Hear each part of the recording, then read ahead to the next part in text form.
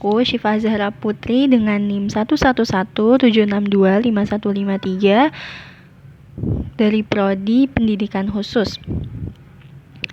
Pada zaman modern ini, Pancasila sering sekali dianggap hanya sebagai teori buku pelajaran di sekolah. Akibatnya perilaku tidak beradab seperti membuang sampah sembarangan dan tindakan tidak adil seperti bullying pun terjadi.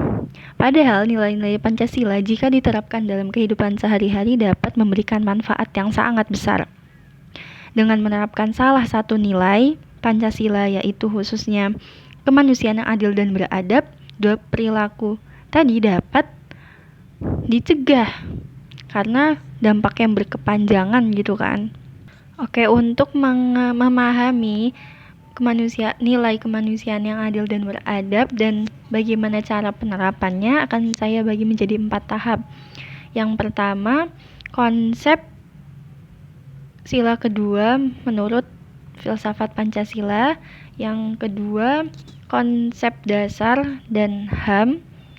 Kemudian ada implementasi pada kehidupan sehari-hari dan tantangannya. Oke, yang pertama, konsep kemanusiaan yang adil dan beradab menurut filsafat Pancasila. Menurut artikel Kompas berjudul Konsep, Tantangan, dan Strategi Nilai-Nilai Pancasila oleh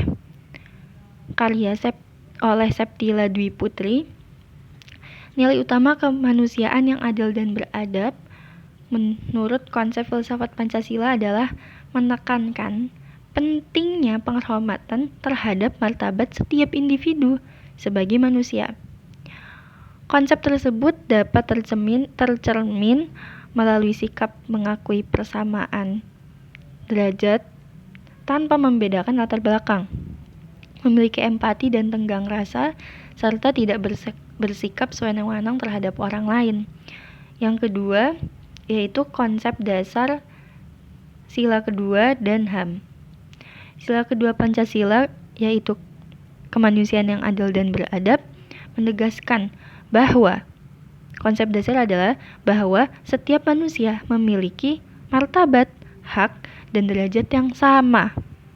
Oke, manusia sebagai ciptaan Tuhan yang Maha Esa wajib diperlakukan secara adil, manusiawi, dan beradab.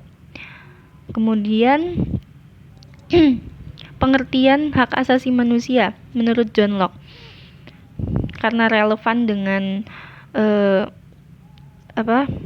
konsep dasar sila kedua tadi, yaitu setara. Hak asasi manusia ini sejalan. Menurut John Locke, hak asasi manusia adalah wewenang yang dianugerahkan untuk setiap individu dari lahir dan melekat secara alamiah. Kemudian yang ketiga, bagaimana sih kita dapat menerapkan sila kedua tersebut di kehidupan sehari-hari, ya kan? Bisa dimulai dengan hal-hal sederhana, yaitu dengan tadi tidak membuang sampah sembarangan, karena hal itu merupakan bentuk kepedulian terhadap hak orang lain untuk hidup di lingkungan yang bersih dan sehat, ya kan? Demikian dengan menolak perilaku bullying, karena setiap individu berhak merasa aman, dihargai, dan diperlakukan secara adil. Bersikap objektif, tidak memilih-milih teman, membantu sesama, serta menghormati orang tua, guru, dan orang di sekitar adalah contoh nyata bagaimana nilai kemanusiaan diwujudkan dalam kehidupan sehari-hari. Kemudian yang keempat, yaitu apa tantangan dalam menerapkan sila kedua tersebut di kehidupan sehari-hari. Dalam praktiknya, penerapan nilai sila kedua ini masih ada banyak tantangannya gitu, seperti kurangnya empati, perbedaan cara pandang, lingkungan sosial yang kurang mendukung. Oleh karena itu, diperlukannya kesadaran bersama, tidak hanya kesadaran dari satu orang individu saja, karena kalau hal tersebut itu kan susah gitu kan, tidak akan bisa terwujud dengan baik. Dengan apa? Dengan pendidikan karakter serta setia. Bagaimana caranya agar semua orang dapat punya pemahaman yang sama gitu, adalah dengan pendidikan karakter serta pembiasaan sikap beradab sejak dini agar nilai kemanusiaan dapat tumbuh dan menjadi bagian dari kepribadian bangsa, tidak hanya pada satu individu tapi menjadi semua orang yang dikumpulkan menjadi banyak dan menjadi satu bangsa.